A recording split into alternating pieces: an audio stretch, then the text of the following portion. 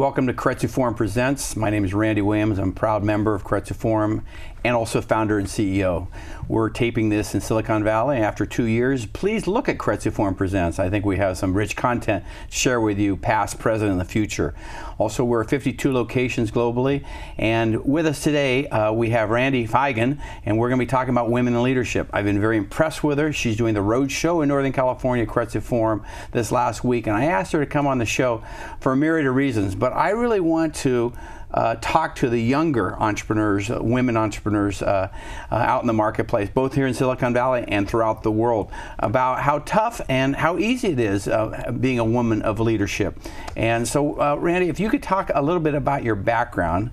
And again, I want you to brag, because one, you know, women don't brag, men do, but I want you to brag a little bit about your background and then talk about your company, and then we're going to drill down on all the nuances of what it takes to be a successful woman in the startup ecosystem. Awesome. Well, thank you for having me. It's great to be here.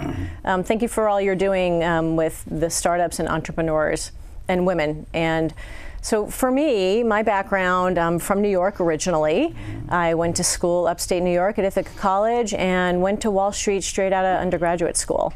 And I was a sell-side analyst and had a blast. It was tough. It was really tough, Randy, because being a woman on Wall Street is extremely challenging because it's a man-dominated world. So I grew up in that. And you've got to have a really thick skin. You can't cry. You can't complain. But it's also really important that you have to dress the part, look the part, and make sure that you're doing everything professionally so that you're accepted as one of them.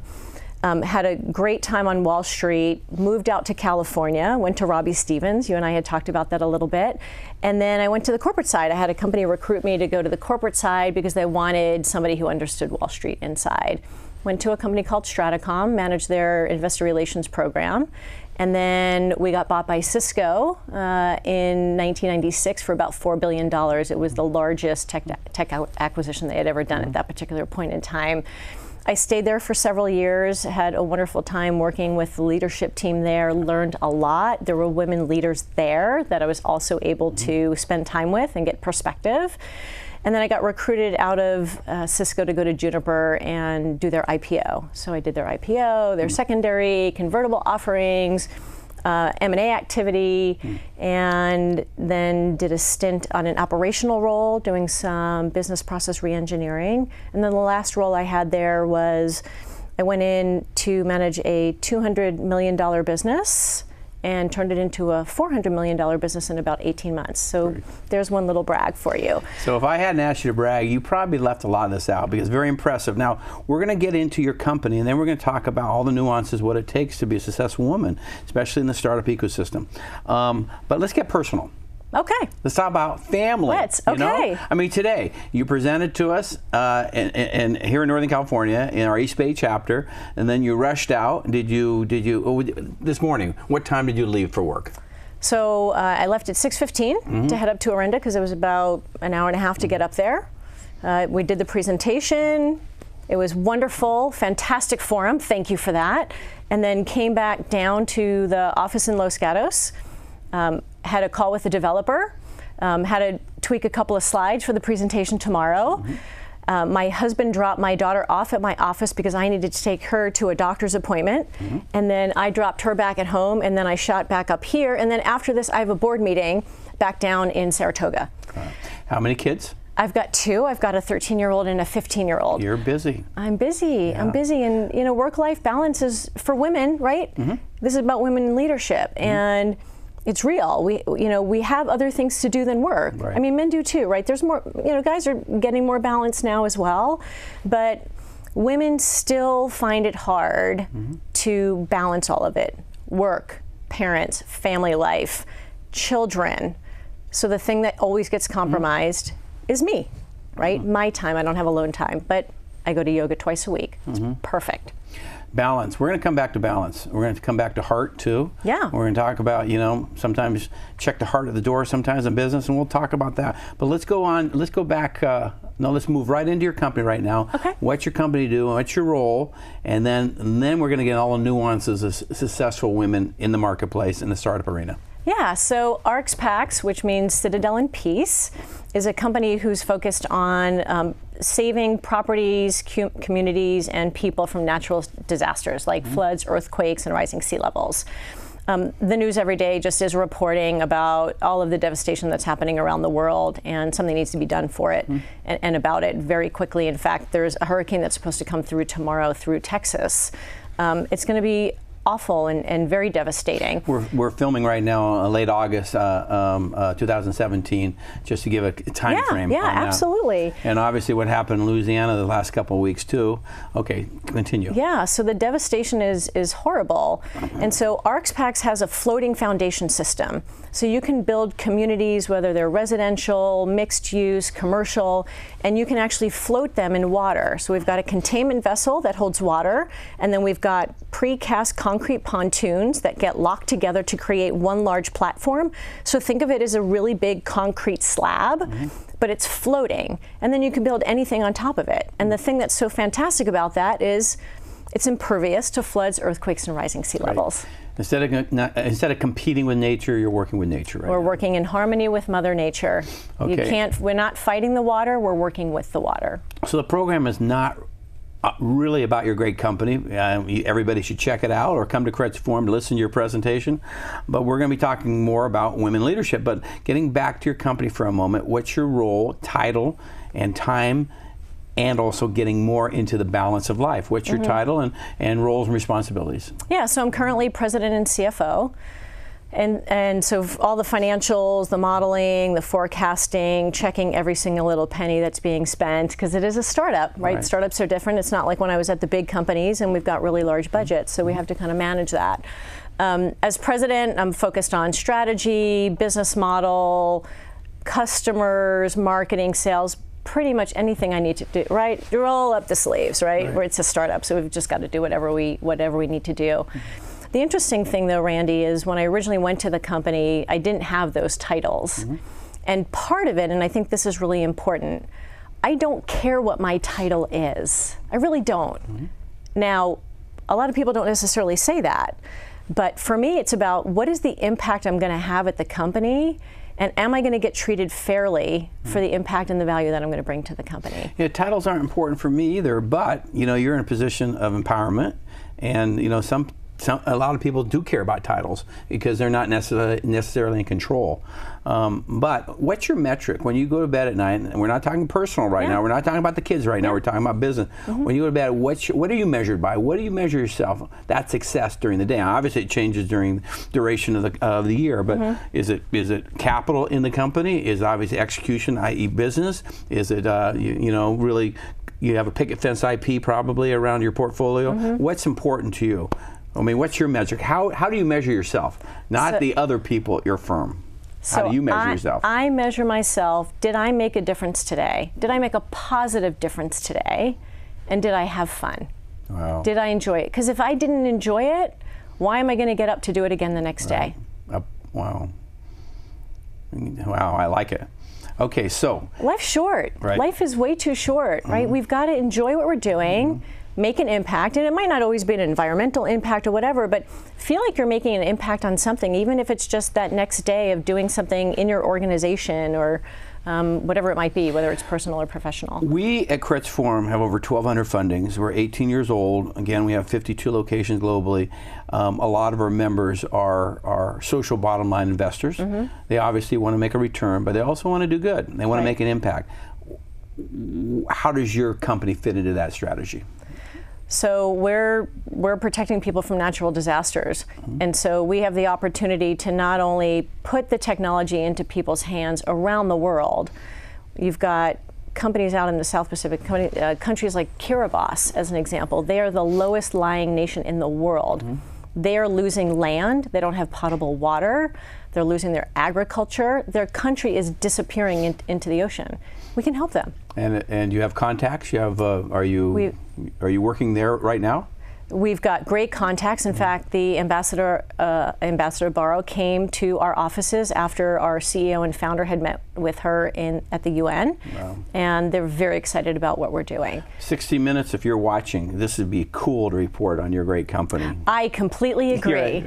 Okay, but we're talking about women leadership. So I think I know you're a giver, so let's talk about giving, the mentoring you've done with young women and helping them. So when a woman enters a workforce, and we're focused obviously on the startup ecosystem. Sure.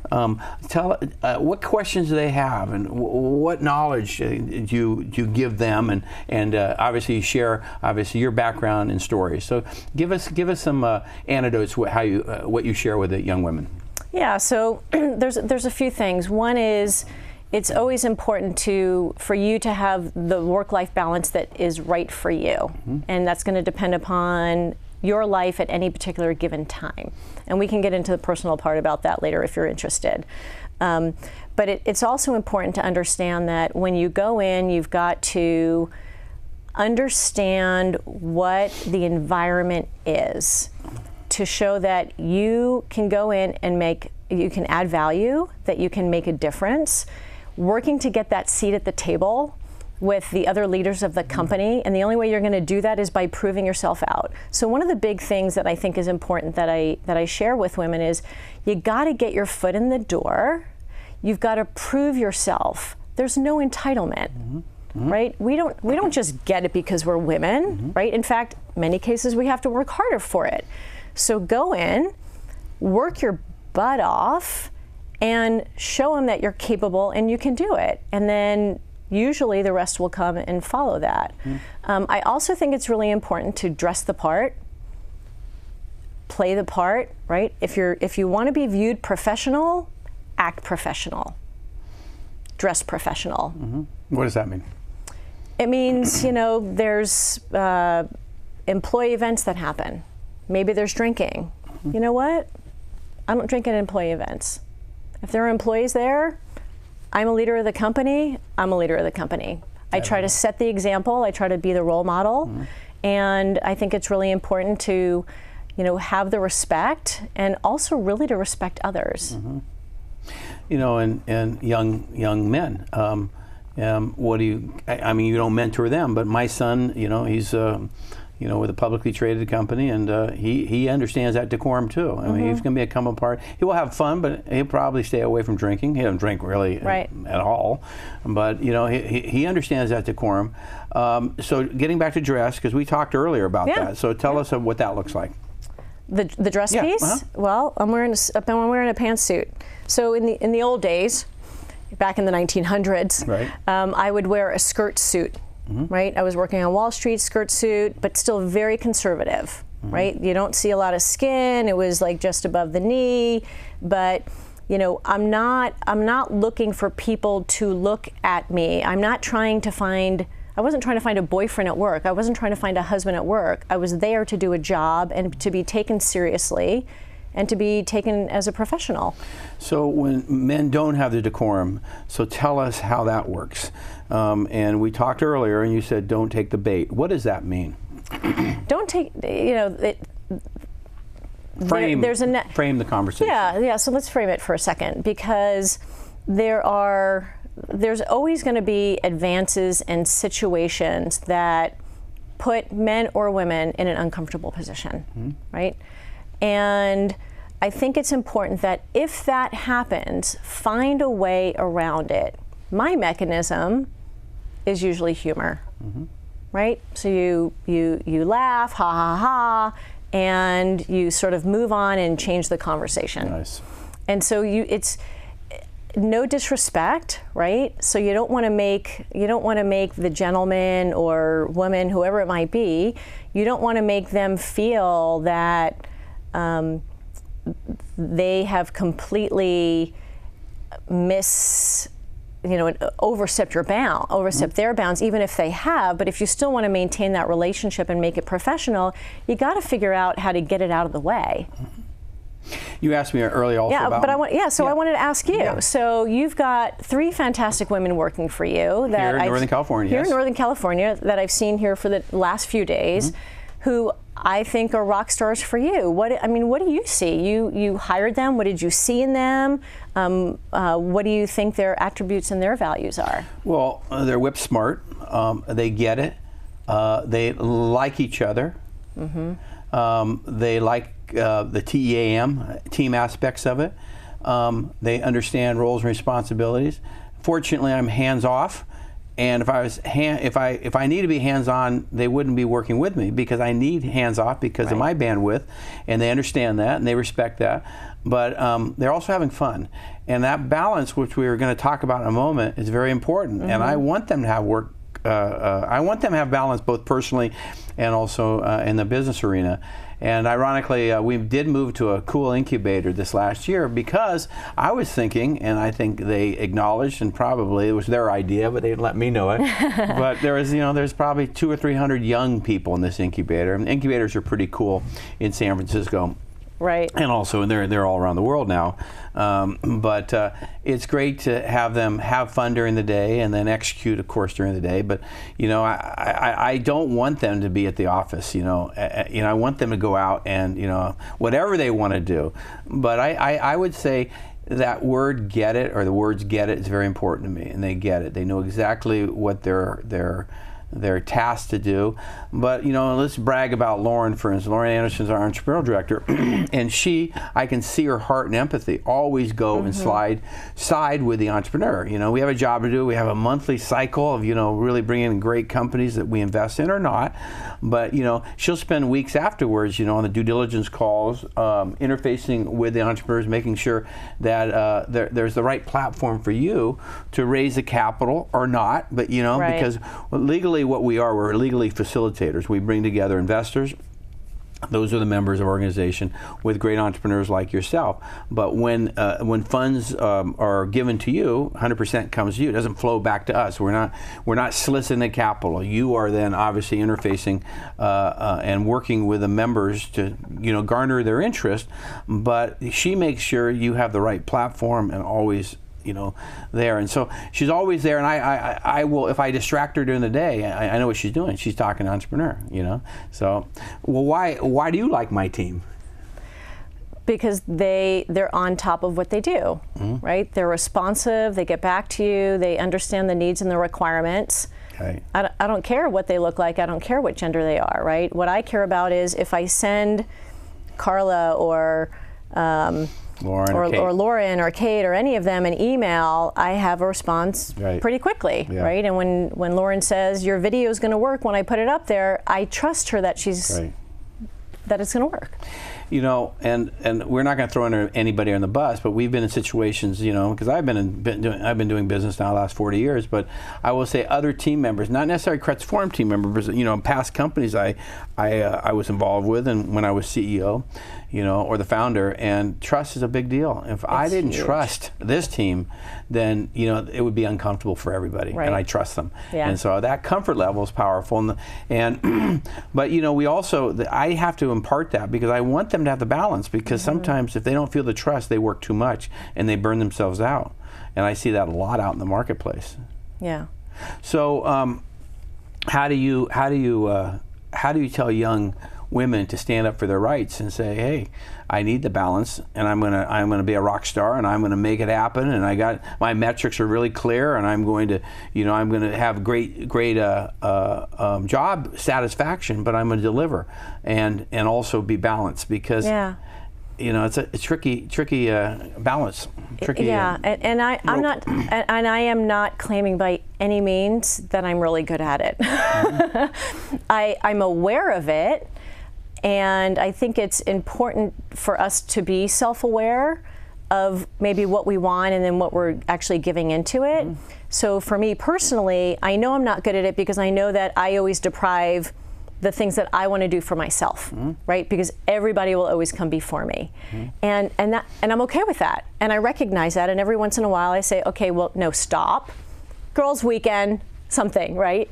And so I really try to find that balance. And I think the really interesting thing, and where I personally have been very fortunate, and what I talk to women about, is you need to provide yourself with the support system that allows you to do that. Right.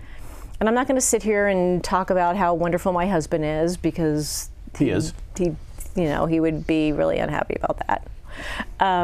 But we had our first child, and long story short, he wound up staying home. And so he's a stay-at-home dad. So I've been able to travel around with big companies. I'm able to work at a startup. And it doesn't mean I couldn't do it without that, because there's certainly other means, but you have to also understand what you're comfortable with. Women have guilt when they're not home with their children or their husbands. I had a nanny, right? You have to learn how to delegate. Here's a really interesting story. And if you don't find it interesting, cut me off. So when I went back to work and my husband was doing some consulting, we had a nanny. And I came home one day and I'm thinking, oh, her clothes don't match, when's the last time she ate, what happened? And I then realized that it's what I do at work, which is I have to learn how to delegate. I'm really good at delegating at work. I have to be able to trust the people that I'm delegating to at home. And once I got over that hurdle and recognized for myself, not that I'm trying to treat my household like a business, but I thought about it from that perspective of how do I get through all of this at work is I trust people to do things for me and with me and on behalf of me. But what if they don't do it the way you like it? Then you get rid of them. No, I'm talking about home. Then you get rid of them. Get rid of them. You can't, I'm talking about you can get rid of a nanny. Or your children. Yeah. They're not doing it the way you like it. Exactly. So it's really a function of there's certain things you also have to let go. Yeah. Right? I hope my wife watches this because she doesn't trust me in the kitchen, but she doesn't think I try hard enough. And the thing is that, let me try it my own way, and it's hard to release that, and that's getting back to trust, You trust your employees, you trust your spouses, and, we're trying. Yeah, but you know what I've learned too, is pick your battles. Whether you're in the workplace, whether you're at home, with your husband, spouse, you don't like what they're doing in terms of the cleanliness, the kitchen, your kids, right? Are you going to focus on they didn't brush their hair or brush their teeth versus they didn't get their homework done, right? We can't obsess over every little thing. We just sometimes got to let stuff go. Yeah. So let's have some fun. This is totally unscripted today, and let's talk about the top 5 things you see and sense for women to be successful in the marketplace today, especially in Silicon Valley. Because obviously, just this last week, there's a termination because of diversity issues at Google, for speaking his mind. We're not going to get into that, but let's talk about the top 5 things, and I'll help you along the way, but what do you think it takes to be a rock star, woman entrepreneur in this environment? So I think I talked about it a little bit earlier. Dress the part, look the part, act the part, right? So part of it is sort of how you're presenting yourself. To me, I think that's a really big part of it. I think being authentic is absolutely critical. Great word. And what's that mean? I know the definition authentic, but does that mean be yourself? It means be yourself. Right. But it also means do it with respect and treat people in the way that you want to be treated. Women bring a different perspective to any conversation. So leverage that, use it, right? Whether it's the instinct or the gut or a different experience about a product because it's a product dedicated more to women, or women use the product differently than men use it. Leverage that difference. Do you think they do? Many women? I think women that become leaders do. Yes, unbelievable. I love it. Let me stop right there because that's only 2. Is that one of our products that we had a wonderful 13X on it was Clarisonic, bought by L'Oreal. It's skincare for the woman, and that was brought by women, by our Northwest women. Awesome. And they were part of the presentation. Most angel groups are populated about 5% women. We're at 15% and growing. We love women being at the table, not only bring great opportunities, but also giving us the knowledge that this product was, I was really concerned about IP. I thought it would get copied. It did, but we had a great exit with L'Oreal, and that particular opportunity invested $65,000 one unit, and you can invest more if you did. But $65,000 turned into $645,000. Nice. And that was led by women. Awesome. So I love those stories. What about heart too? Well, so that was going to be one of the other ones that I mentioned is. You and I talked, and you had talked about, egos and all of that. I think there's 2 really important things to leave at the door. You got to leave your ego at the door, and you got to leave your heart at the door. And what I mean by that is I'm not talking about you have to have compassion, right? And you have to, if you're going to have a good team and you're going to have people rely on you as a leader and you have people follow you as a leader, you have to have compassion, right? And you've got to have that that willingness to work with people and trust people. Otherwise, it's really hard to lead because they're going to go and off and do their own thing. And leaving your heart at the door, you can't cry. You can't cry in meetings, right? I mean, we talked earlier. I grew up on Wall Street. You don't cry. Doesn't happen, right? And Too bad. Yeah. I like to see the emotions, but yes. Now if you're, and let me provide some perspective on that, right? So if somebody told you that they just had a death in their family or something, totally okay. We're human, right? You can't help that. But if it's because you didn't get your way in the office, not okay. Wow, okay, so heart, okay, we're at 3. Give me 2 more. 2 more. I think that and while you're thinking, let me tell you what impresses me about you is because when you present, I wish I could convey this to some of our men presenters because I feel the ego too much, you know, that bravado too much, you know, and you check it at the door, and you give us good content, you give us great knowledge, but I don't see the ego, which is refreshing. We want self-effacing, we want confidence, we want courage, we obviously, you know, want all the other ingredients to be successful investors, but a woman presenter can be powerful. You almost have an advantage. Maybe. And if you know how to use it. Yeah, and it's a balance, right? Because you have to have that level of confidence, but not getting it to the point where it seems like it's ego. Right. And I also think that connecting with your audience, with the brain and the heart, and if you can create that experience that you're part of them and we're all in this together, I think it goes a really long way. Is it easier to work with women in the workforce or men? Because we only have 30 seconds left of this wonderful program. It goes like that. So that's a tough question or an easy question? I think it depends on the person. My wife always said, you know, a attractive, qualified woman can get in the door, but it's harder staying in the door. Would you agree with that? Interesting. I think we all have to earn the right to stay in the door. Right. It doesn't matter what you look like. It matters how you perform and how you execute. Well, thank you for watching today, and hopefully you'll come visit the Keiretsu Forum around the world, and hopefully you'll see women in leadership. Because we had a great talk today. This is 2 Randys signing off. Randi Williams and Randi Feigin. Thank you so much. Thank you.